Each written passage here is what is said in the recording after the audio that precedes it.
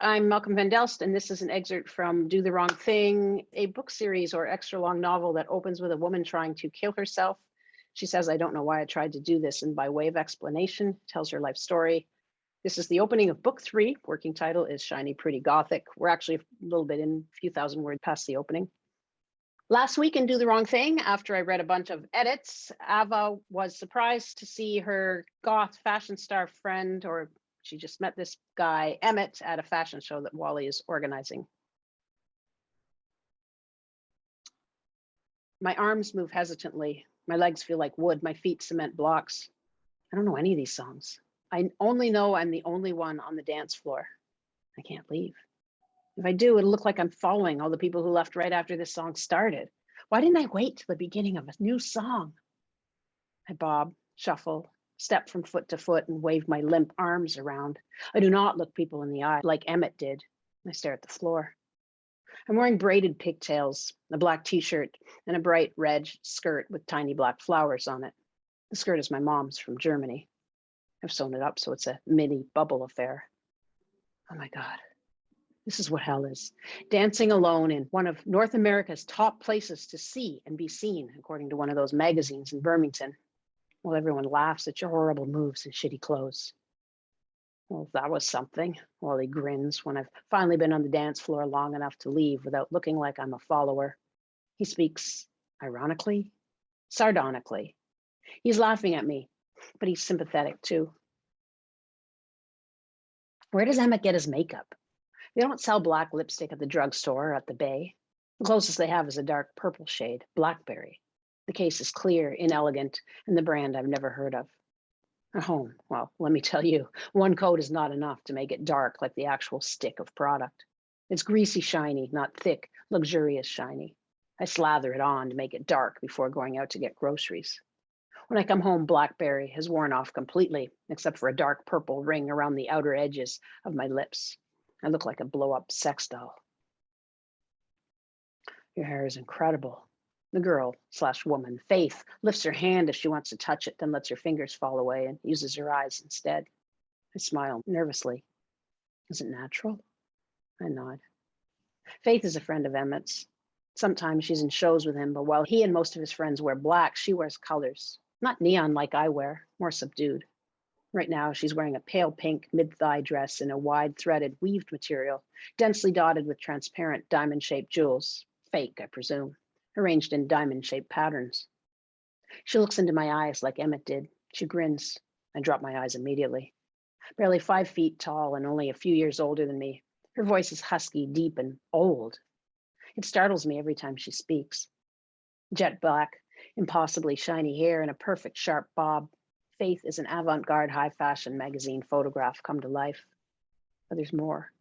A force field of trustworthiness and competence, suffused with a childlike joy, surrounds her. How does she float spring and impregnate space like that? The sidewalk is wet.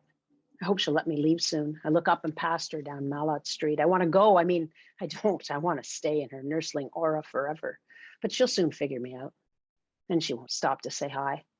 She'll shudder, her cocoa eyes open up for someone who, at the very least, can help sustain her hearth. I hear my heartbeats coming. They won't let me be friends with Faith. Face Health is packed. People in long black robes, studded leather jackets, wigs, and extreme makeup crowd the place upstairs and down. I'm standing beside her wearing my black harem pants, a white t-shirt, and my orange suede jacket. I'm not one of, but neither are Beth and Pierre, who I'm here with. Are these yours? Yeah, Faith answers. That voice. Wow, they're great. Gosh, I'm not lying. I love your house too. All the walls, except for what is probably a bedroom and the bathroom, have been stripped of drywall and insulation. Paintings like the one we're standing in front of straddle 2x4s that sketch out the shapes of the former rooms. The paintings are of Picasso-ish figures that glow like incandescent bulbs, bright at the core, luminescence, a slight dark outline, then more luminescence blurring into backgrounds of each other. The house's outermost walls are painted in cherry, purples, and greens. It's like being inside Faith. Thanks, she says. I try not to be obvious as I check out her green men's suit coat with the huge shoulders. It skims her knees but fits around her waist and body. Her wrists are covered in pale pink, yellow, and gold and silver bracelets, and her legs in diamond patterned tights in different shades of silvery gray and black. She's dressed like Wally, a bit. Well, I better play hostess, she says. She turns and joins a group of black and leather-clad people a few feet away. Another party, a regular one in a regular apartment, not an art gallery of a place filled with people who could be artworks like Faith's. Oh, hey, I say to a nervous-looking guy standing inside the front door. I smile. I'm in one of my good moods. I'm Ava, I say. He smiles excitedly and puts out his hand. I'm Matt.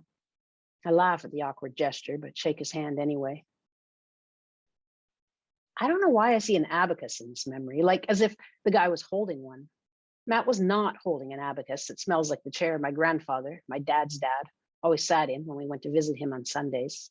The chair my sister and brother are going to fight over, incidentally, when my mom dies. Anyway, Matt is smiling, shy as anything, but delighted by good me. I'm beginning to realize that Beth's and Pierre's crowd is not mine. It's not crystal clear yet. I'm a drifter, really. I go with whatever, and it's the people that drift away from me, not vice versa. I'm a soppy dish rag, a limp noodle. Shit. Am I a drifter or a soppy dish rag noodle? I'm a soppy dish rag noodle, throwing myself on conversations and groups of people. They think, ew, and leave, but do it kindly, making excuses and drifting away. Oh God, this is really not working. A snow peak with cold wind blowing over it. That's what I am, disintegrating, pushed along. I don't blame people for leaving. I'd do it too if I could. I'd leave myself. I'm better company. I watch Matt watch me as I talk to people. Tonight, people respond and hang around. When I'm good, that happens. I saw you on TV, exclaims Beth's friend. Beth has a lot of friends. Most are punks, but this guy is nerdy, plain, like he could be a geography student, something boring like that. He did? He's so excited. Beth smirks as she does, beside him on the sidewalk. Yeah, the camera cut to your face just for a second, just yours. He moves his hands from the center of his face outwards. It filled the screen. I panic. I was sweating. The camera lights were hot. Emmett performs in these avant-garde dance, theater, fashion shows. They have no story, moral, or even point. An aesthetic and a mood. Darkness, gloom, men wearing makeup and dresses, women wearing pants and big shirts, all of them teased and dyed hair, huge and extravagantly styled, white-faced, black-lipped. I was sitting at the top of the risers, moved into Fantastique for the show beside Pierre. Red lipstick, no other makeup, a white t-shirt and my white, green, and blue angelfish pants. I knew I'd be the only one not in black. I wish I could control this defiance just once and fit in. I mean, if I can't wear black, why do I have to go so hard in the other direction? What is wrong with me? That's why they only showed my face. Matt is part of a duo, Pierre tells me. While his friend Blake jets around the world as a companion to different women, Matt belongs to Joanne. Joanne is a few years older than the rest of us, 28 to my 22, and Matt and Blake's 24, which to me makes her an older woman. Blake's a writer. What does he write? I don't know. Does he write for newspapers? Does he write novels? I don't know, Pierre repeats, annoyed.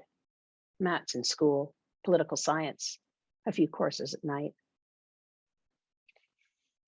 Next chapter, the fashion show. I know this part should be in dialogue. I'm too sad to write it that way. I mean, when you act a part, you take on the characteristics of the person you're playing. You may leave the person behind when you leave the play or rehearsal, but being someone all day will lodge at least part of them in you. That's why actors are annoying and shallow. They're filled with little bits of other people. They're like TV shows intercut with shitty commercials, and they can't focus on who they really are. They've lost it, really, who they are. They've lost that or broken it because their me is interjected with all these others. They end up silly, vain, and volatile. It's the same with a writer, if to a lesser extent.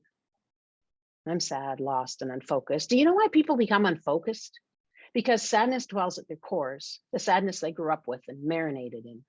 They're too busy worrying about their parents, sisters, brothers, or whoever, what to eat, how to pay rent, whether their dad is going to leave or their mom kill herself.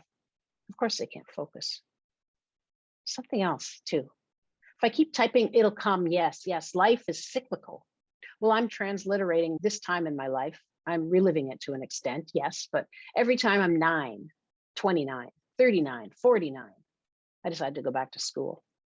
My partner pointed it out to me. So at 49, I did not go back to school. I started working less and writing. Save your $4,000, he said. Right.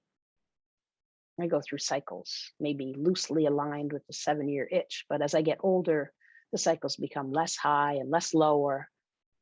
No, that's probably right.